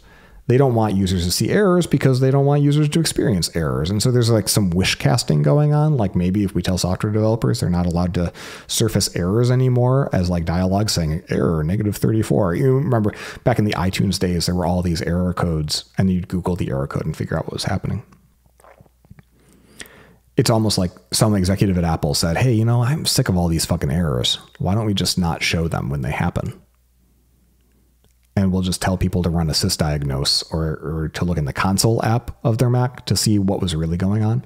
So Apple has been on a crusade to reduce the number of error messages that show up in their platform. But like Vision Pro is their first opportunity with a brand new platform to just show 0 fucking errors at all. And when the only errors that I've seen are all things that could be qualified as the user's fault. Like you're in low light, so I can't see your hands. Like there's a little warning dialogue for that. Or you're, if you are trying to like lift the device as a common gesture, lift the device so it's higher on your face because it keeps drooping down.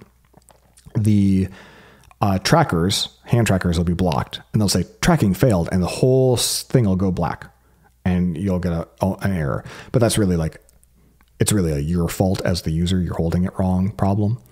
I've seen 0 errors that are like, you know, we done fucked up on this one. You know, that was a frozen app, or this button that you're clicking that it's not doing anything. Like I'm sure it's generating gigabytes of logs of all of the sins that are being committed by these programmers to get this thing shipped on time.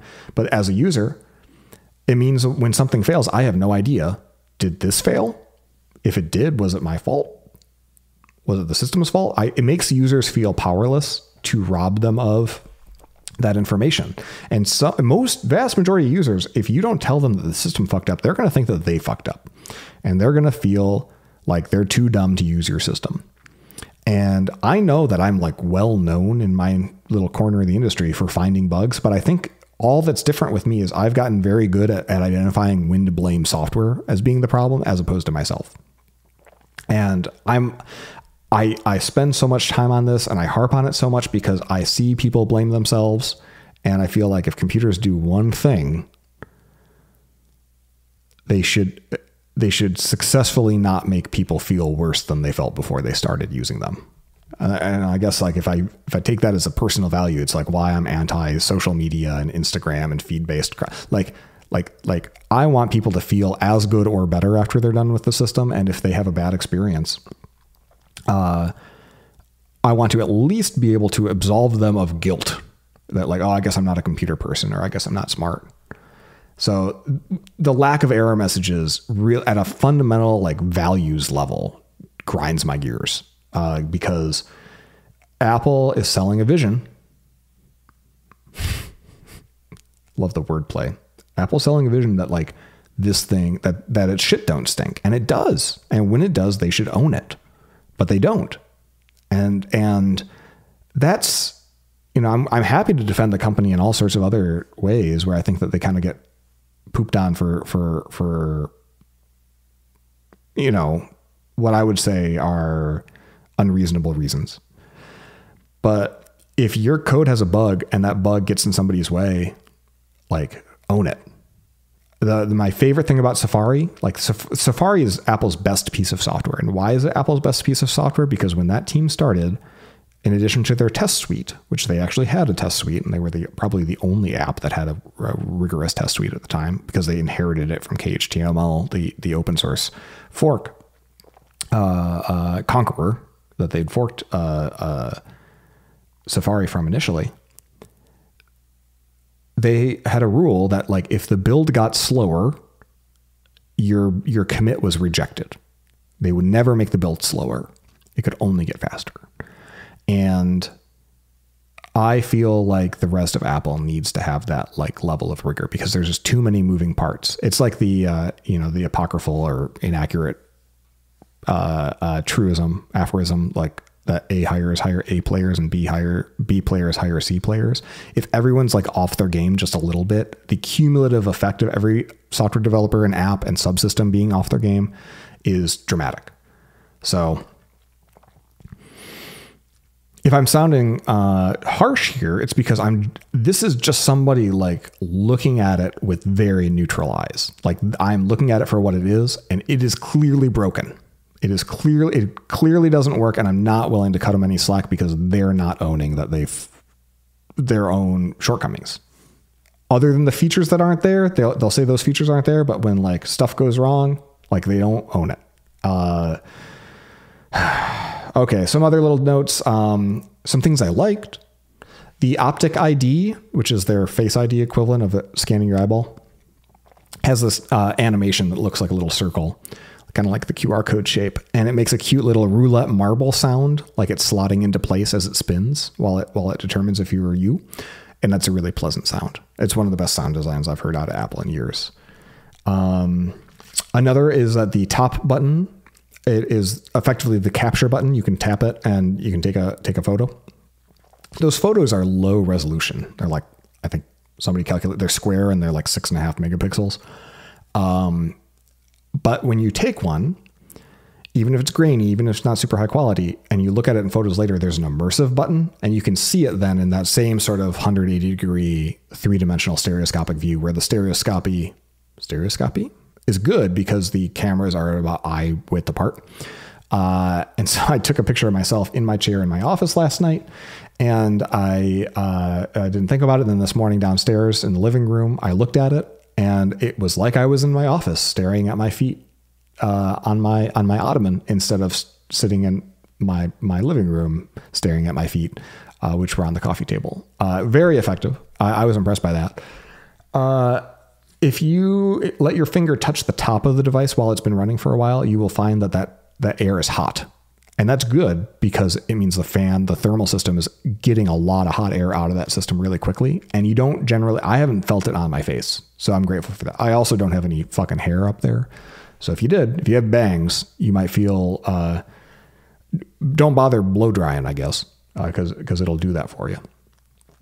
Another app, a third-party app that I thought was very cute. I don't know I'd recommend it, especially because it's a subscription model, but it's called Flow Writer. And you can type in prompts for AI to describe any kind of space. You know, I want to be in a cyberpunk neon light city with lots of stuff around me. And then you click a theme, and then you click go, and it'll generate that 3D space as an environment. And because third-party apps can't create proper environments where you can do anything, they're like, oh, well, we got to ship something. And so they have a note-taking app where you can just write. So it's for, ostensibly, the purpose of this is I'm a writer and I want to be in some fantastical world with hobbits while I write about hobbits, I guess. Very clever, very cute. And the idea now that a couple years ago, it would be absurd to think that AI would just generate realistic pictures of stuff that we can just type in and like, oh yeah, you're just in a 3D world full of this shit that was all models that were generated in real time by AI. Like, that's pretty freaking cool. So it's worth at least signing up for the demo and then unsubscribing immediately and then launching the app and then trying it for the trial. I think it's like 3 days. Some other little stuff. The Mac screen sharing, I haven't talked about it. It's why I bought this thing, and I haven't even mentioned it here in 2 hours. And it's because it's screen sharing. It's just, that's what it is. But starting it is kind of fussy. You need to either open Control Center in the Vision Pro, and Control Center is a little tiny downward facing arrow that you'll see if you look straight up. And if you focus on it, it'll open, and then you can click the Control Center button, which is, I think they call that Control Center, but it is the traditional Control Center icon that you click again to expand it for even more options. And one of those options is Mac screen sharing. And it will show you any Macs in the area that support high performance screen sharing, but only ones that are awake. So that's really frustrating, because now I've got if I'm sitting over in my Eames chair in the back of my office, I got to go and jiggle the handle first on my Mac Studio if I want to activate it. So that's dumb. But screen sharing works. You make a big screen and there you have it. It's a big screen. It's not not super high. It's like 1440p resolution, but you can jack it up to look really big. But in most contexts, it looks close to Retina enough for now. Let's see. So, gosh, we've gone on long enough. Let's just talk about some big takeaways. I asked Becky about her takeaway, and she reminded me of a conversation we had with another couple who are also learning to golf. Becky and I are learning to golf right now. This couple's a bit ahead of us, and they said, at some point you take these lessons and you could just keep practicing forever, but at some point you just had to go golf. And then now we go golf, and we get better as we golf, right? You had to hit this point. Like if they just kept practicing, that would have been diminishing returns and they would have been stuck. I think that Apple has been working on this for 7 years, and Becky's, analogy is like Apple just had to get this out so that they could really iterate. And I think that's exactly right. This is not about us. It's about them. I think internally their engineering and their product and their design people needed for this to be a real product to find the threads that they had to keep on pulling to make it better. But of course, product marketing is never going to say that. They're never going to say that on a quarterly call. We just have to know it. And that's why I'm not willing to cut them any slack here on the quality of the device, because it's very expensive. I'm a developer, and so insofar as I'm going to use this as a developer kit to build apps for it, anything that I sell from years 0 through 5 are gravy, right? If I build something. In fact, I'm totally open to just building apps and not distributing them, just having them work completely locally and then unleashing them upon the world only once I need to in order to make them better. And that might be years from now. Similar, analogous to the Vision Pro itself. So it's clearly the future, but it's definitely not the present. Hoping for lots and lots of software updates, and I can't answer if it's worth it. I mean, if you have to ask, then the answer is no, it's not worth it. They're not in such high demand right now. Like you can take a wait and see, and you could buy one and try it. And if you don't like it, you return it. And that's one way for Apple to get the feedback that they fell short. But I'm probably going to keep mine. Becky, I can't speak for her, but I don't know if the value proposition is there just yet. I hope she finds it. I hope she really enjoys looking at photos and videos in an immersive sense, because she actually loves looking at our photos, videos, and memories. And the sooner that she can have a more engaging experience with that stuff, the better her quality of life and the happier she is.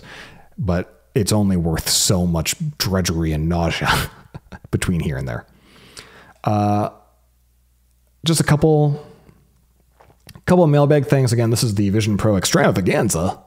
So I'm going to focus on just the handful of emails I got yesterday about Vision Pro. Nadia asks, have you tried Things 3, which shipped yesterday, the to-do tracker app? And is it as exciting as they say? So yes, Things 3 was the first app that I installed on the Vision Pro, because being able to here's my dream, screen share a Mac in the middle, keep things on the left side so I can glance at what am I doing, so I can get it to did, and maybe music on the right. That way my screen can just be my code editor and a browser. Hell, the browser could be above me, right? It could be a Vision Pro browser and just acting over the network. So that Things 3 is Vision Pro and not an iPad app on day one is huge, because the way that app is built with teeny tiny touch targets would be unacceptable if you were running the iPad app in Vision Pro. So it is a $30 surcharge because the way that things, Cultured Code sells the app is it's one-time purchase per Apple ID, shareable by families per platform. So it's not a subscription, and I've probably paid them a total of $100, and they're still rocking the charts in the paid charts. So I'm sure they're doing fine. And I'm grateful that I haven't had to pay for new versions of Things 3 for a decade. So I'm happy to pay the $30 now because I live out of this app. I'm looking at that app right now, actually. I used, so Nadia, to answer your question, is it as exciting as they say?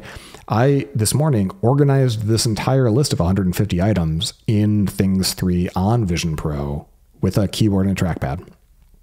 And it was great. There's a couple of rough edges. Like if you hit Command-Shift-M to move something, the search isn't, you have to select the search or scroll to the top for it to actually to be able to start typing. One of the nice things about Things is you can just start typing anywhere in the other apps and it'll start searching for it. So some of the keyboard stuff is a little bit wonky, but the touch targets are great. It looks beautiful. It's exactly what I think typical straightforward windowed apps how they should try to translate to the platform, at least for version 1. So yeah, Nadia, 2 thumbs up to you and 2 Things on Vision Pro. Dave, a friend of mine way back from college, who I didn't know listened, but I'm grateful to hear from him. Is AVP good? One second. So AVP has become an acronym people use for the Apple Vision Pro. And I think, of course, Vision Pro implies there's going to be a non-pro Vision sometime. So I think Apple Vision is fine. AV is very heavily used.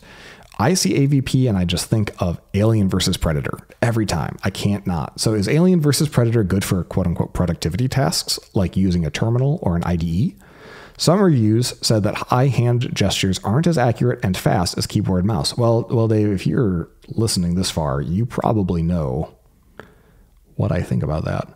And keyboard plus mouse behaviors depend on which kind of app or macOS screen you're using. Okay, so here, I think it's good for productivity if you have a keyboard and a trackpad. I have very limited experience so far, but if you want a thing on your head, and if you're if you're using Mac screen sharing for the things that only a Mac can do, then I think it's great. It's better than an iPad because the window management story, while really rudimentary, being able to have more than one window or one slide over thing at once is really nice on a screen bigger than 12 inches.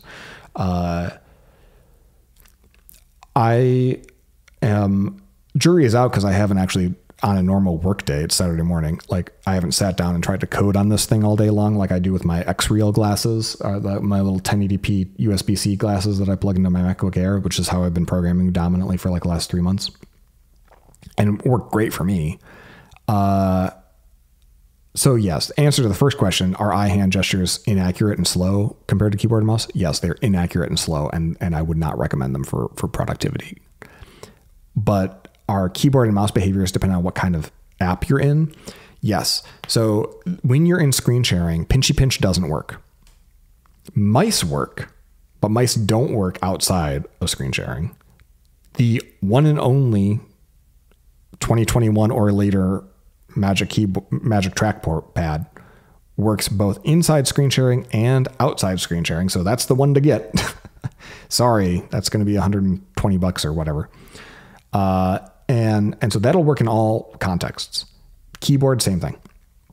So the tricky bit though is when you are tracking with a trackpad or typing, you are typing or tracking inside of the active pane. And if there's no active pane, it's not like you can move from active pane to active pane or window by just swiping along the trackpad to the left. You have to be looking at that thing. And once you start looking at it, then the little highlighting indicator will just move around that pane. It's pretty seamless, except for when it fucks up what's the active view, because it's trying to track what you're looking at. And if it pulls forward something from the background to the foreground, and then hides the foreground to the background while you're in the middle of a sentence, that's less good. But yeah, good question, Dave. Thanks. A few questions from Mike. How does it stack up to a Valve Index? It's a totally different product. Valve Index, no battery. It's got a cable. Valve Index is a good looking thing. Both have God Ray issues, like I mentioned. At this point, I'd probably buy a Quest 3 and use Steam Link VR. if I was using this for immersive games. Next question, would you use this thing for VR gaming if you could? I mean, yes. If No Man's Sky ran on this thing, I would do it. Or if Steam VR like releases as an app that I can like stream to Vision Pro from my PC, I would do it. Now, unfortunately, the Wi-Fi NIC on the Vision Pro is not 6E, so like the super low latency, which is a bummer because that would be necessary. So it may not even be very feasible. And what things you hoped it do, you did once, and you're like, I'll never just use my iPhone, iPad, Mac in the future. What things? Nothing yet. I think it's not about what function do I want out of this device. It's what context do I want. Like, I want my body to be able to be in a neutral position, in a slight recline and relaxed state, without my neck clenched and without my posture being bent out of shape like it is right now, as like lean into a microphone. And to achieve that now, I can't use any existing Apple device because I use these little headsets, right, against my MacBook Air. This is the only chance I have to achieve that, especially in a Retina display quality. You know, I've got a 6K screen in front of me running macOS, and it's still not what I need, not what I'm looking for. So I really hope that from a context perspective, this becomes the display I want to use. And if that becomes the case, it's not really about what function must I use this for. It's like, is this the context I want to be in as much as humanly possible? I suspect that when I'm on the road and I have a laptop, I would much rather be looking through this thing all of the time than ever looking through the laptop again, especially because I'm flying economy on Monday. So there you go. All right, let's call it. It's been fun. It's been real, y'all. I hope I don't sound too down on this thing. I just wanted to like pull back the covers and say the things that I didn't hear in other reviews. Is it amazing? Is it incredible? Is it? Yes, but that's all boring. This is how it really is once you've sat with it for more than a few minutes. And hopefully, this conversation, assuming you haven't gotten a Vision Pro yourself yet, illuminates some of the kind of jagged edges that you'd only otherwise have experienced if you actually went and got one, because a demo would not have been enough. Yeah, let me know. I would love to hear from you. Thoughts on this discussion that we just had, podcast@searls.co, or any follow-up questions, or if you've got an experience with Vision Pro that disagrees with this one, or if you caught any mistakes or anything in anything that I shared, let me know. I'd love to hear from you. And I'm sure we'll be talking about this platform a bunch every time I do one of these episodes, but while it's still new, there's going to be plenty to talk about. So what do the kids say these days? Peace out? No, they don't say that anymore. Goodbye forever.